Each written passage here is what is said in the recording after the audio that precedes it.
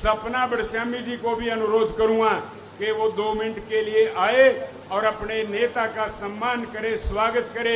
धन्यवाद साथियों, जय हिंद साथियों।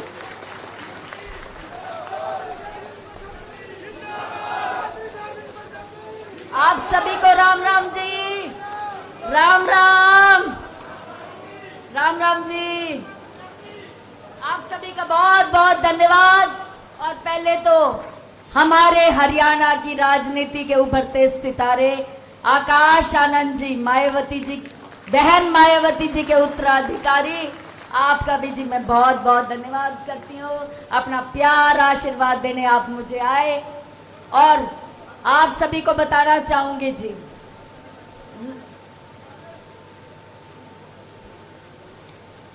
आकाश आनंद जी, बहन मायावती जी के विश्वास पात्र, 4 बार प्रदेश के प्रभारी रहे रणधीर बेनीवाल जी का भी मैं बहुत बहुत धन्यवाद करती हूँ। अपना प्यार आशीर्वाद देने आए।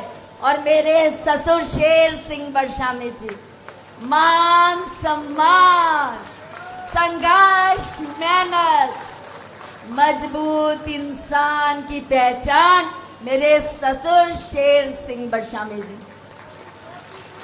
मेरे डैडी ने मुझे आशीर्वाद दिया, उसका भी मैं बहुत बहुत धन्यवाद करती हूँ। बसपा के प्रदेश अध्यक्ष, प्रदेश महामंत्री श्रीमती शकुंतला जी, आंटी आप साथ आओ जी। आंटी मेरे साथ हल्के के सारे गांव जाके आई हैं। हमारी आंटी बहुत मेहनती है, शकुंतला आंटी जी, बहुत प्यार दिया मुझे, बहुत आशीर्वाद दिया। हमारे जिला के अध्यक्ष श्री मान सिंह जी, आपका भी बहुत बहुत धन्यवाद अपना आशीर्वाद देने पर। और मंच पे आसीन सभी INLD व BSP के नेतागण, सभी का मैं धन्यवाद करती हूँ जी। और लाडवा हल्के के हर गांव से मेरी माता, मेरी बहनें, बच्चे, पिता तुल्य कार्यकर्ता साथियों का स्वागत करती हूँ। राम राम जी। सबसे पहले तो मैं आकाश आनंद जी का यहाँ पहुंचने पर तहे दिल से स्वागत करती हूँ और धन्यवाद करती हूँ। और सबसे पहले तो मैं एक बात कहना चाहूंगी, बाबा साहिब की वजह से औरत को मान सम्मान मिला, अधिकार मिला। आज मैं यहाँ पे हूँ तो उनकी बदौलत हूँ। मैं उनको कोटि कोटि शत शत प्रणाम करती हूँ। आज आप जानते हो जी, हरियाणा प्रदेश में गठबंधन की सरकार है कि नहीं है? तो आपको बताना चाहूंगी, पहले अब बीजेपी 10 साल से है, 10 साल से बीजेपी है। और उससे पहले कांग्रेस थी 10 साल।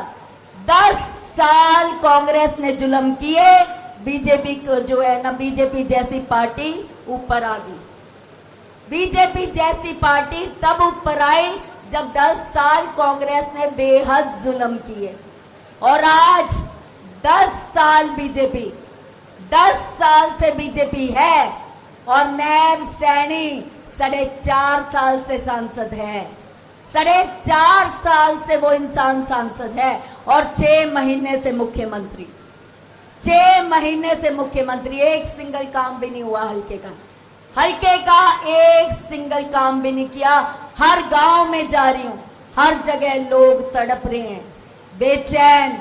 और मैं कहूंगी जो माजी है ना और जो महिलाएं हैं वो हाथ पकड़ के रो रही हैं। आज हमारे बच्चे, हमारी युवा शक्ति, बीजेपी 10 साल कांग्रेस की वजह से और 10 साल बीजेपी की राज की वजह से आज हमारे बच्चे जो हरियाणा की चौधर करते, आज सारी की सारी युवा शक्ति ज्यादातर हर गांव से खत्म हो चुकी है, खत्म हो चुकी है। आज युवा शक्ति सारी की सारी गांव के गांव खाली हो गए, गांव के गांव खाली हो गए, युवा शक्ति खत्म, यानी के गांव के वोट खत्म। आपको बताना चाहूंगी जी, महिलाएं, माँ और दादी तो एक ऐसी चीज थी जो अपने बच्चों के लिए किसी पे निर्भर नहीं रहती थी, नहीं रहती थी बिल्कुल भी, क्योंकि वो अपने हाथ से अपने बच्चों को देना पसंद करती थी। आज हर गांव में जाती हूँ, मैं कहती हूँ कि जहां आप ये देखो हर गांव में ऐसे हालात बन गए हैं, संस्कार भी पड़ोसी कर रहे हैं,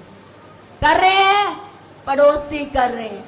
ऐसे हालात ला दिए, युवा बेरोजगार रखे ताकि वो विदेश का रुख अपना लें और युवा शक्ति खत्म हो जाए। यहां से युवा शक्ति खत्म। किसी भी हर गांव में गई, कोई सफाई की व्यवस्था नहीं, कोई मैं कहती हूँ जोड़ का पानी सड़कों पे, जोड़ का पानी सड़कों पे, कोई बिजली की सुविधा नहीं, हर जगह त्राही त्राही मच रही है। 6 महीने से ये इंसान मुख्यमंत्री है और मुख्यमंत्री अगर एक दौरा भी कर लेना, एक सिंगल दौरा भी, गांव के गांव, शहर के शहर, तस्वीर बदल जाती है, उनकी तस्वीरें बदल जाती हैं। अगर एक मुख्यमंत्री सिर्फ दौरा कर ले लेकिन काम करने की नीयत नहीं है, हाथ जोड़ सकता है वो इंसान, पैर पकड़ सकता है वो इंसान, लेकिन लोगों के काम नहीं कर सकता, काम नहीं कर सकता। आज इनकी बारी आई तो ये हाथ जोड़ के खड़े हो गए, आज इनकी बारी आई, हाथ जोड़ के खड़े हो गए। और जब हमारी बारी थी तब आपको बताती हूँ ये क्या करते थे, डंडों से काम, डंडों से काम, किसानों पे लाठीचार्ज करा, किसानों पे लाठीचार्ज करा, हमारे अन्नदाता पे लाठीचार्ज करा। किसान अन्न हमारा अन्न देवता है, वो एक ऐसा देवता है जो साक्षात दिखता है। आपको बताना चाहूंगी हमारे अन्नदाता का, बड़े बुजुर्गों को बच्चों के हाथ से पिटवा दिया। आज मैं युवा शक्ति को कहना चाहूंगी, थारे बड़ों का अपमान किया, आज बदला लो, जितने के जितने युवा हैं। आपको बताती हूँ जब इनको जरूरत होती है तो हाथ जोड़ के आ जाते हैं, और जब हमें जरूरत होती है तो डंडों से काम लेते हैं। सरपंचों को मारा, सरपंचों पे लाठीचार्ज। सरपंच हमारे मान सम्मान की पगड़ी थे, सरपंच हमारे मान सम्मान की पगड़ी होते हैं, उन पे भी लाठीचार्ज। आप एक बात बताओ, जब सरपंचों को डंडों से पीटा जाएगा तो गांव की आवाज कौन उठाएगा? सरपंच क्या डंडे खाने के लिए बनेंगे? महिलाओं से मैं कहना चाह रही हूं, आज नारी शक्ति का उदाहरण दे दो। नारी शक्ति, नारी शक्ति, नारी शक्ति। आज महिलाएं अपनी लड़ाई खुद लड़ेंगी। आज अपने बच्चों के लिए लड़ो। बच्चे बेरोजगार रहे और वो हरियाणा के चौधरी थे जो यहां से चले गए। आज उस लड़ाई को लड़ो। युवा जो है आज बड़ों के अपमान की लड़ाई लड़े, आपके बड़ों के अपमान की लड़ाई लड़े। महिला अपने बच्चों की लड़ाई लड़े, युवा अपने बड़ों की लड़ाई लड़े, मान सम्मान की लड़ाई लड़े। आज बदला लो। हमेशा ना इनके आगे हाथ फैलाओ, ना रो, ना निंदा करो। आज आपका टाइम आया है, बदला लो। बदला लोगे पक्का? बरसामी आर्मी तैयार है, बरसामी आर्मी तैयार है। जिंदाबाद। मेरे ससुर शेर सिंह बरसामी जी ने हमेशा मान सम्मान किया, संघर्ष किया। आज मुझसे सब कहते हैं कि भाई आप इतनी मजबूती से कैसे खड़े हो? अरे मेरे ससुर ने मान सम्मान, मेहनत, संघर्ष करी और ठोक के लोगों के काम करे, अपने हल्के की आवाज उठाई। आज के जो मैं ऐसे मजबूती से खड़ी हूं, मेरे ससुर शेर सिंह बरसामी जी की वजह से, मेरे डैडी जी। आप सभी से कहना चाहूंगी, आज अपना आशीर्वाद दो, प्यार दो। और चश्मे के निशान पे 5 तारीख को 5वें नंबर पे चश्मे का निशान है। साथ दो, आशीर्वाद दो। आपने प्यार दिया, मान सम्मान दिया। आप सभी लोगों का बहुत बहुत धन्यवाद।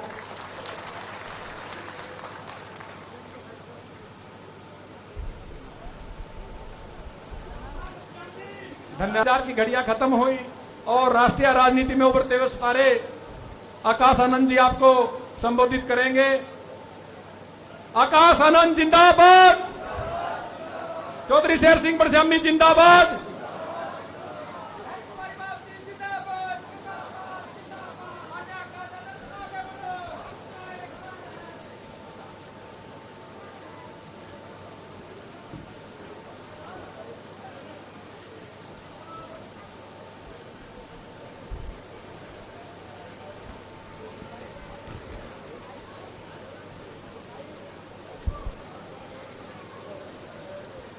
जय भीम।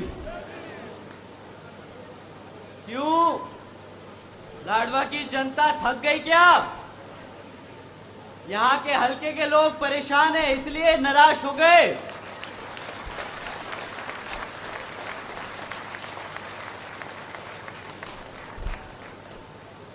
एक बार ऐसा जय भीम दीजिए कि चंडीगढ़ को पता चल जाए। आपके यहाँ जो सामने खड़ा है मुख्यमंत्री, उसको समझ आ जाए कि यहाँ से आपने सपना जी को जिताकर भेजने का मन बना लिया। जय भीम। आज यहाँ मौजूद हमारी सभी माताएं बहनें, हमारे सभी बड़े बुजुर्ग, हमारे सभी युवा साथी जो अपना दिन का इतना कीमती समय निकालकर हम सबको सुनने आए, आप सभी का मैं तहे दिल से धन्यवाद करता हूं। और आज इस विशाल चुनावी जनसभा को सफल बनाने के लिए जो हमारे बसपा और इनेलो के सभी पदाधिकारी एवं नेतागण और हमारी मूवमेंट की जान, हमारे मेहनत कश कार्यकर्ता, आप सभी ने जो दिन रात मेहनत करके यहाँ पर इस चुनावी जनसभा को सफल बनाने के लिए कार्य किया, आप सभी का भी मैं तहे दिल से धन्यवाद करता हूं। साथियों, आप लोगों के बीच में कुछ जरूरी मुद्दे रखने से पहले मैं सबसे पहले अपने सभी संतों, गुरुओं, महापुरुषों को, जिसमें खासकर महात्मा ज्योतिबा फूले, छत्रपति शाहू जी महाराज, नारायण गुरु पेरियार रामास्वामी जी, बाबा साहब डॉक्टर भीमराव अंबेडकर जी एवं मान्यवर साहब श्री काशीराम जी को नमन करता हूं। साथ ही मैं बहुजन समाज पार्टी के राष्ट्रीय अध्यक्ष व उत्तर प्रदेश की 4 बार रही मुख्यमंत्री व पूर्व सांसद आदरणीय बहन जी के नाम से लोकप्रिय बहन कुमारी मायावती जी को भी तहे दिल से आभार प्रकट करता हूं। साथियों, जिन्होंने अपनी पूरी जिंदगी बामसेफ, DS4 व BSP के जन्मदाता एवं संस्थापक मान्यवर साहब श्री काशीराम जी के बताए हुए रास्ते पर चलकर परम पूज्य बाबा साहब डॉक्टर भीमराव अंबेडकर जी के मानवतावादी व आत्मसम्मान एवं स्वाभिमान के मूवमेंट के कारवा को अपने आजीवन त्याग, तपस्या व कड़े संघर्ष से जारी रखा, उसे एक नई राजनीतिक ऊर्जा दी, शक्ति दी और पहचान दी है तथा उत्तर प्रदेश जैसे विशाल व महत्वपूर्ण राज्य में 4 बार अपनी पार्टी BSP के नेतृत्व में सरकार बनाकर खासकर बहुजन समाज के लिए एक ऐसी मिसाल बन गई हैं, जिससे प्रेरणा लेकर आज जहां करोड़ों लोग हरियाणा में भी सामाजिक परिवर्तन व आर्थिक तरक्की के मिशनरी कार्य से जुड़ चुके हैं। इतना ही नहीं, बल्कि मैं खुद भी उनके इस नेतृत्व से प्रभावित होकर यहाँ BSP मूवमेंट से जुड़ चुका हूँ और उनके पदचिन्हों पर चलकर इस मिशनरी दायित्व, कर्तव्य व फर्ज को अपनी आखिरी सांस तक निभाने की पूरी कोशिश करता रहूंगा। साथियों, मैं हमारे alliance partner Indian National Lokdal के संस्थापक एवं पूर्व उप प्रधानमंत्री श्री चौधरी देवीलाल जी को तहे दिल से नमन करता हूं। साथ ही इनेलो के राष्ट्रीय अध्यक्ष श्री ओम प्रकाश चौटाला जी और इनेलो के राष्ट्रीय महासचिव और हमारे गठबंधन की ओर से हरियाणा प्रदेश के मुख्यमंत्री के उम्मीदवार श्री अभय सिंह चौटाला जी का भी तहे दिल से आभार प्रकट करता हूं। साथियों, आप लोगों के बीच में यहां विधानसभा के कुछ जरूरी मुद्दे रखने से पहले मैं अपने सभी SC ST भाइयों जो आज यहां इस जनसभा में शामिल हुए हैं, आप लोगों से कुछ जरूरी बात करना चाहूंगा। साथियों, जैसा कि आप जानते हैं, हाल ही में ऑनरेबल सुप्रीम कोर्ट ने एक सब कास्ट कैटेगराइजेशन के बारे में एक जजमेंट पास किया है, जिसके संबंध में आदरणीय बहन कुमारी मायावती जी ने भी प्रेस कॉन्फ्रेंस कर हम सभी भाई बहनों को आगाह करने का काम किया। साथियों, इस जजमेंट के तहत अब राज्य की सरकारें SC/ST के अंतर्गत अपने राजनीतिक लाभ के लिए अपनी मर्जी से किसी भी SC/ST की जाति को आरक्षण का लाभ दे सकती है और अपनी ही मर्जी से उससे आरक्षण का लाभ छीन सकती है, ये कहकर कि इस जाति को अब आरक्षण की जरूरत नहीं, क्योंकि वो पैसे से संपन्न हो चुकी है। साथियों, आप सभी जानते हैं, आरक्षण की मूल भावना प्रतिनिधित्व की है, समाज को आगे एक साथ बढ़ाने की है। लेकिन यहाँ पर कांग्रेस और भाजपा और सभी विरोधी पार्टियां बार बार आरक्षण को गरीबी हटाओ योजना बनाने का काम कर इससे छेड़खानी का काम करते आए हैं। आदरणीय बहन जी ने इस फैसले पर सवाल उठाते हुए पूछा है कि जिन्हें आरक्षण का लाभ मिला है, क्या उनकी सामाजिक स्थिति इतनी बेहतर हो गई है, क्या उनके साथ भेदभाव खत्म हो गया है? साथियों, भाजपा और कांग्रेस ने सोची समझी साजिश के तहत ये जजमेंट पास कराकर देश से आरक्षण को खत्म करने के लिए पहला कदम उठाया है। साथियों, इतना ही नहीं, ये SC समाज को बांटने की शुरुआत की गई है, ये SC समाज की आजादी छीनने की शुरुआत की गई है, ये संविधान से छेड़खानी की शुरुआत की गई है। संविधान बचाने के नाम पर भाजपा और कांग्रेस मिलकर संविधान को बदलने का काम कर रहे हैं। आदरणीय बहन जी ने कहा है कि अगर भाजपा की NDA और कांग्रेस की इंडिया अलायंस वाली पार्टियां, जिसमें आम आदमी पार्टी जैसी पार्टी शामिल हैं, ये सब अगर हमारे समाज के सच्चे आरक्षण के हितैषी हैं, तो ये सब मिलकर पार्लियामेंट के जरिए रिजर्वेशन एक्ट को संविधान की 9वीं सूची में डाले, ताकि रिजर्वेशन से कोई छेड़खानी ना कर सके। परंतु साथियों, और इसके साथ साथ आदरणीय बहन कुमारी मायावती जी और BSP की ये भी मांग है कि जुडिशरी में भी अब रिजर्वेशन लागू होना चाहिए, ताकि भविष्य में ऐसे जजमेंट ना पास हो सके जिससे रिजर्वेशन के खिलाफ कोई छेड़खानी करने की कोशिश कर सके। साथियों, इसी क्रम में कांग्रेस की ओर से उनके राष्ट्रीय अध्यक्ष श्री खड़गे जी ने प्रेस कॉन्फ्रेंस कर ये कहा कि आरक्षण तो पंडित नेहरू और गांधी जी की देन है। साथियों, यही वो कांग्रेस वाले हैं जो आप लोगों के बीच में घूमकर अभी लोकसभा में संविधान को बचाने का आश्वासन देके गए थे और आपसे आपका वोट मांगा था। हमारे सभी SC/ST भाइयों से मैं पूछना चाहता हूं, क्या ये कांग्रेस वाले आप लोगों के बीच में घूमकर आपको संविधान को बचाने की आश्वासन देकर गए थे कि नहीं देके गए थे? हाथ उठाकर बताइए हमारे सभी SC/ST भाई। साथियों, जब ये जजमेंट पास हुआ तो आदरणीय बहन कुमारी मायावती जी ने इन्हीं कांग्रेस वासियों से पूछा कि भाई, जब आरक्षण के खिलाफ ये जजमेंट पास हुआ था तो तुम लोग कहां थे? तुमने हमारे समाज का वोट तो मांग लिया, उन्होंने वोट भी डाल दिया, परंतु जब आरक्षण के खिलाफ ये जजमेंट पास हुआ तो तुम लोगों ने क्यों उसके खिलाफ आवाज नहीं उठाई? पर राहुल गांधी जी जो आपके बीच में घूमकर आपसे वोट मांग रहे थे, वो तो विदेश छोड़कर या देश छोड़कर विदेश भाग गए और खड़गे जी को आगे कर दिया। और खड़गे जी भी एक कदम आगे बढ़ के बोलते हैं कि ये तो आरक्षण पंडित नेहरू और गांधी जी की देन थी। मैं राहुल गांधी जी से पूछता हूं कि जब आपने हमारे समाज का वोट मांगा, तो जब ये आरक्षण के खिलाफ जजमेंट पास हुआ, तो क्यों आप इनके खिलाफ, क्यों आप सुप्रीम कोर्ट में जाके इसके खिलाफ नहीं लड़े? साथियों, राहुल गांधी जी विदेश जाकर बोलते हैं कि जिस दिन कांग्रेस का अच्छा समय आएगा, वो संविधान से आरक्षण खत्म करने का काम करेंगे। बताइए, क्या ये हमारे SC समाज से धोखा है कि नहीं? कांग्रेस वालों ने हमारे SC समाज के साथ धोखा किया कि नहीं? हाथ उठाकर बताइए मेरे साथियों कि किया कि नहीं। साथियों, इतना ही नहीं, इनके खड़गे जी जो पंडित नेहरू और गांधी जी को इसका श्रेय देते हैं, आरक्षण का श्रेय देते हैं, उनसे मैं पूछना चाहूंगा कि भाई, इन जैसे नेताओं को, जिनको बाबा साहब के संघर्ष नहीं दिखते, जिन्होंने संविधान लिखा और संविधान में हमारे SC/ST और पिछड़े भाइयों के लिए आरक्षण की व्यवस्था तय करी। अगर ऐसे नेताओं को, कांग्रेस को बाबा साहब का आरक्षण नहीं दिखता तो आपको क्या लगता है हमारे समाज के लिए ये लोग आपका वोट लेकर पार्लियामेंट में, विधानसभा में हमारे समाज के लिए लड़ने का काम करेंगे कि नहीं? मैं नहीं समझता कि ये कांग्रेस वाले हमारे समाज के हितैषी हैं। साथियों, ये लोग जो बाबा साहब को नकारते हैं, इन लोगों से दलित या आरक्षण विरोधी तो है ही है।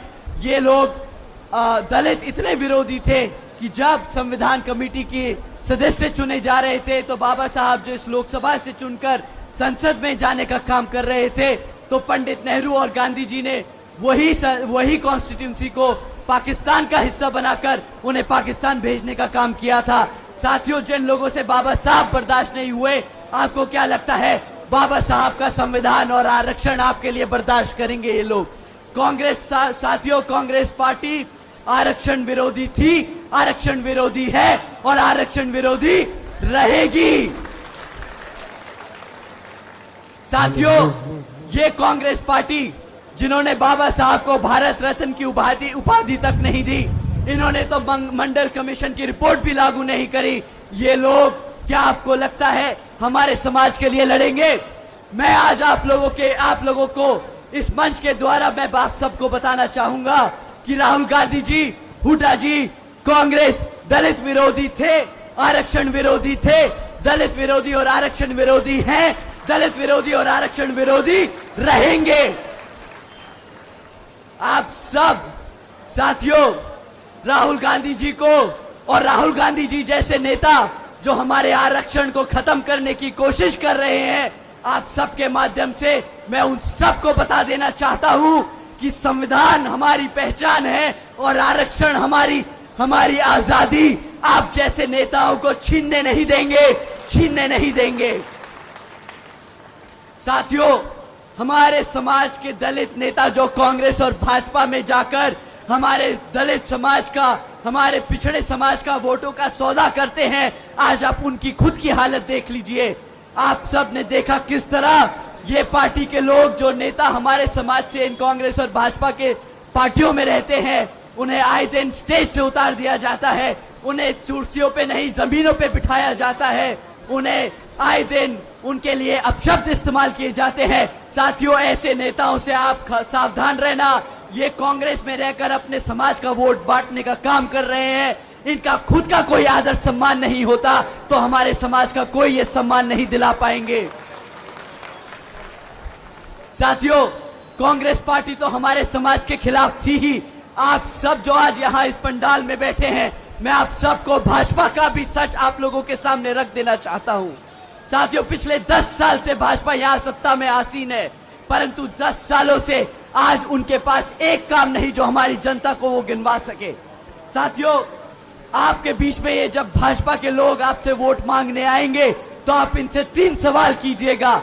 अपने बच्चों की शिक्षा पे सवाल कीजिएगा, हमारे युवा साथियों के लिए रोजगार पे सवाल कीजिएगा, हमारी माताएं बहनों के लिए जो आसमान छूती हुई महंगाई है उसके लिए सवाल कीजिएगा। साथियों, अगर हम शिक्षा की बात करें तो ये भाजपा वाले पिछले 10 सालों में हमारे बच्चों के 5000 से ज्यादा प्राइमरी स्कूल बंद कर चुके हैं। इतना ही नहीं साथियों, आज जो 2000 से ज्यादा सीनियर सेकेंडरी स्कूल खुले हुए हैं प्रदेश में, वो भी उनसे आधे से ज्यादा प्राइमरी सीनियर सेकेंडरी स्कूल्स में। साथियों, 2000 से ज्यादा जो प्राइमरी सीनियर सेकेंडरी स्कूल खुले हुए हैं, आज आधे से ज्यादा सीनियर सेकेंडरी स्कूल्स में तो पढ़ाने के लिए टीचर्स भी नहीं है।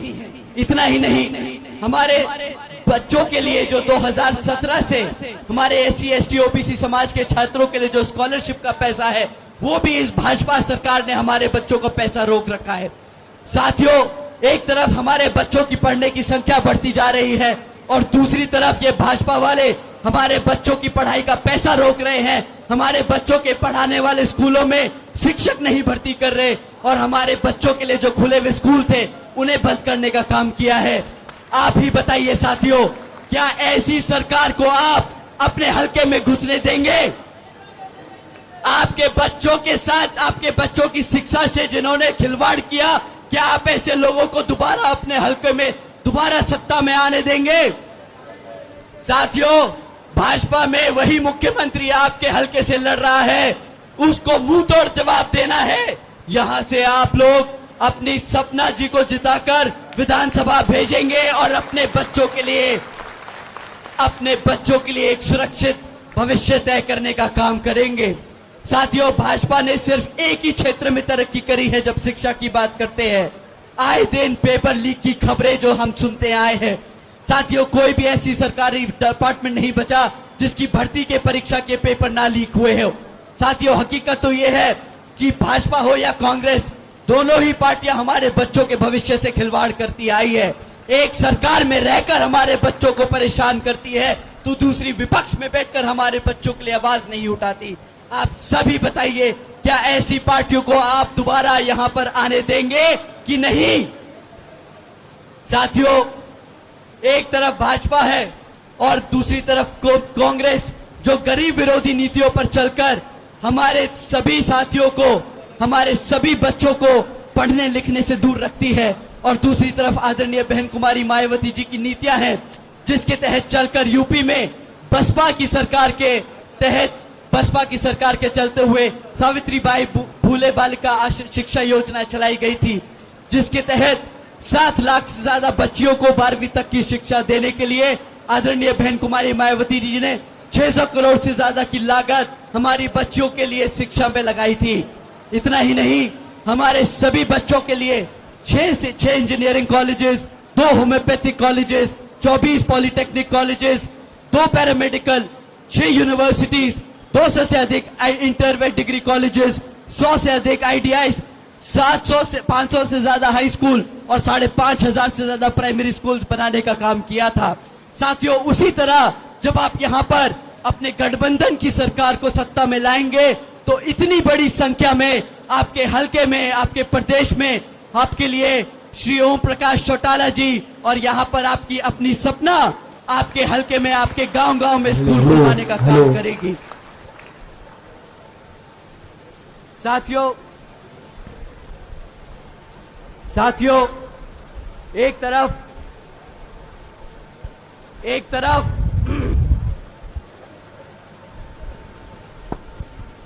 साथियों, आज लगता है माइक हमें बोलने नहीं देगा। साथियों, मैं अपने सभी युवा साथियों से दरखास्त करूंगा कि जब भाजपा के लोग आप लोगों के बीच में आए तो आप उनसे जरूर सवाल कीजिएगा कि पिछले 10 साल से हम अपनी पढ़ाई लिखाई कर डिग्रियां लेकर यहां पर बेरोजगार घूम रहे हैं। आपको जानकर हैरानी होगी कि यहां आज पंडाल में बैठे युवा साथी अकेले नहीं है।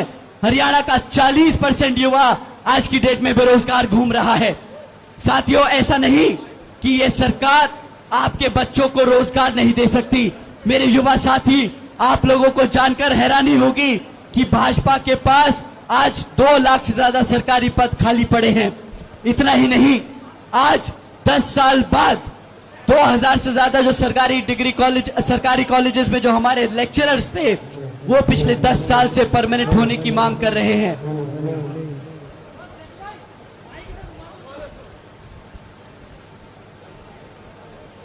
साथियों,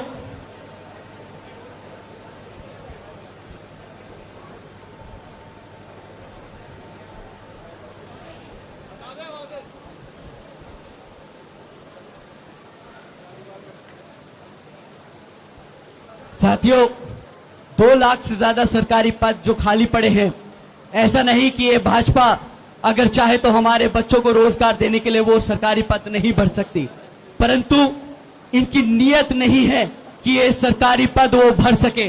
क्योंकि साथियों, जो 2 लाख सरकारी पद हैं, अगर इन्होंने हमारे सभी समाज के बच्चों को वो पद भरकर दे दिए, उन्हें रोजगार दे दिया, तो उसके तहत इन लोगों को वो आरक्षण के तहत उन सरकारी पद को भरना पड़ेगा।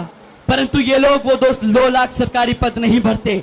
ये लोग कौशल विकास निगम जैसी योजनाएं चलाते हैं और हमारे पक्की नौकरियों को कच्ची नौकरी करने का काम करते हैं, ताकि हमारे बच्चों को इन्हें परमानेंट ना करना पड़े, हमारे बच्चों को इन्हें आरक्षण के तहत वो रोजगार ना देना पड़े।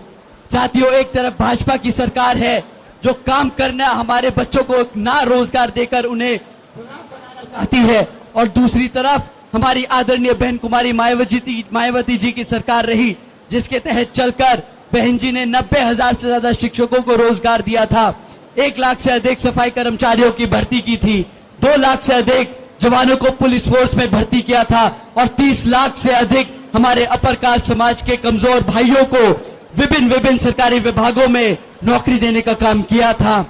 साथियों, इतना ही नहीं बल्कि बहन जी के शासनकाल के दौरान बसपा की सरकार ने कृषि एवं संबंधित कार्यों में अपना जो डेली मिनिमम वेज है वो 55 रुपए से बढ़ाकर 100 रुपए प्रतिदिन करने का काम किया था, और अन्य पिछड़े वर्गों की क्रीमी लेयर की वार्षिक आय को भी 3 लाख रुपए से बढ़ाकर 5 लाख रुपए करने का काम किया था। हमारे किसान भाइयों को जानकर अच्छा लगेगा कि साथी बहन जी ने गन्ना खरीदी के दाम भी रातों रात दुगने कर दिए थे। साथियों, बहन जी के गवर्नेंस मॉडल के तहत चलकर यही बीएसपी की सरकार ने प्रदेश के सभी समाज के लोगों को अपने पैरों पर खड़ा कर एक स्वाभिमान से जीने का अधिकार दिलाया था। और अब साथियों, अगर हम यहाँ हमारी महिलाओं के बारे में बात करें, जो यहाँ पर सरकार आप लोगों को महंगाई के नाम पर टरकाती आई है, आज कहती है हम गैस सिलेंडर सस्ता कर देंगे, हम यहाँ पर आप लोगों को मुफ्त में राशन दे देंगे। मैं अपनी माताएं बहनों से पूछना चाहूंगा कि आप माताएं, आप सभी को इनसे सवाल करना है कि भाई अगर आप हमें मुफ्त में राशन या गैस का सिलेंडर भी दे देंगे तो उसकी धनराशि सालाना 12,000 से ऊपर की नहीं हो सकती।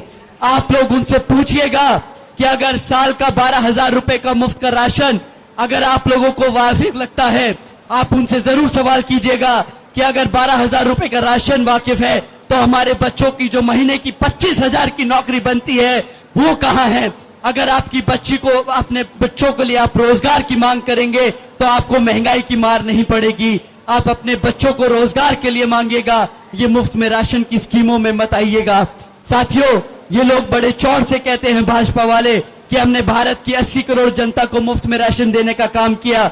मैं इनसे पूछता हूं कि भाई 80 करोड़ जनता को अगर मुफ्त में राशन देने की तुम्हें जरूरत पड़ रही है तो मतलब 80 करोड़ जनता भारत की आज गरीबी रेखा से नीचे है, क्योंकि वो खुद अपना राशन नहीं खरीद सकती। यहाँ एक तरफ श्री अभय सिंह चौटाला जी और आदरणीय बहन कुमारी मायावती जी की नीतियां हैं, जिसके तहत चलकर आपके हल्के में नहीं पूरे प्रदेश में वो हमारे बच्चों को रोजगार देने का काम करेगी, ताकि हमारे यहाँ सभी माताएं बहनों को अपने आप, अपने बच्चों को अपने पैरों पर खड़ा करके देखेंगी, एक स्वाभिमान से जीने की जिंदगी मिलेगी। साथियों, आखिर में इन्हीं कुछ जरूरी बातों के साथ ही अब मैं आप सभी लोगों से, खैर मैं और आदरणीय बहन कुमारी मायावती जी की भी एक खास विशेष अपील है कि इस विधानसभा चुनाव में आप सभी लोग हर मोर्चे पर सावधान रहें, क्योंकि आपका वोट बहुत कीमती है। आपका वोट कोई खरीद ना पाए, आपका वोट कोई लूट ना पाए, आपका वोट कोई पढ़ने से रह ना जाए। साथियों, जाति, बिरादरी, धन, बल, मंदिर, मस्जिद या किसी भी भावना आदि के नाम पर कोई स्वार्थी अपने जाल में फंसाकर आप लोगों का वोट का कोई दुरुपयोग ना कर ले, क्योंकि देश की हर महिला पुरुष को वो वोट डालने का अधिकार यहाँ परम पूज्य बाबा साहब डॉक्टर भीमराव अंबेडकर जी की अति महत्वपूर्ण देन है। मैं आप सभी से ये खास अपील करता हूँ कि आपके हल्के लाडवा से इनेलो के उम्मीदवार श्री शेर सिंह बरसामी जी की बहू श्री सपना बरसामी जी को चुनाव लड़ाया जा रहा है, तो आप उन्हें यहाँ भारी वोटों से जिताकर यहाँ पर वोटिंग मशीन पर इनेलो का जो चश्मा का चुनाव चिन्ह है उस पे बटन दबाकर यहाँ भारी मतों से जिताकर यहाँ पे आप विधानसभा भेजने का काम करें। क्योंकि साथियों, जब आपकी बहू, आपकी बेटी विधानसभा जाएगी तो वो दिन रात आपकी चौखट पे खड़े होकर आप लोगों के लिए काम करने का, मेहनत करने का, आपके संघर्षों के लिए, आपकी दिक्कतों को सुधारने का काम करेगी, आपको हल देने का काम करेगी। साथियों, अब समय बहुत कम बचा है, 5 अक्टूबर को वोटिंग है, तो हम सभी युवा साथियों से दरखास्त करेंगे, हम अपने सभी बड़े बुजुर्गों से उनका आशीर्वाद मांगते हुए कहेंगे, अपने युवा साथियों को कमर कसने का समय आ गया है भाइयों, सत्ता छीनने का समय आ गया है, आपको अपने हल्के में शासक बनने का समय आ गया है। आप सभी आप सभी 5 तारीख को चश्मे के सामने वाला बटन दबाकर यहां सपना जी को जिताने का काम करें। जय भीम, जय Bharat.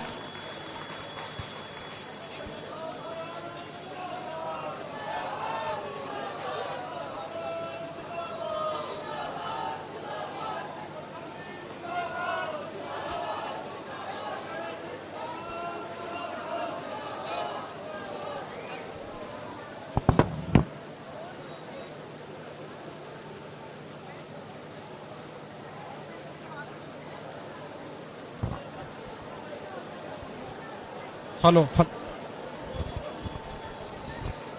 Hello hello hello hello hello hello आप सभी आए हुए मेहमानों का बहुत बहुत धन्यवाद कि आकाशानंद जी, रणधीर जी और सभी वरिष्ठ नेताओं ने यहां पर समय निकाल करके अपने कीमती समय में से बटश्यामी परिवार की ओर से आप सभी का बहुत बहुत धन्यवाद। सभी आए हुए इनेलो बसपा गठबंधन के कर्मठ कार्यकर्ता साथियों का भी बहुत बहुत धन्यवाद।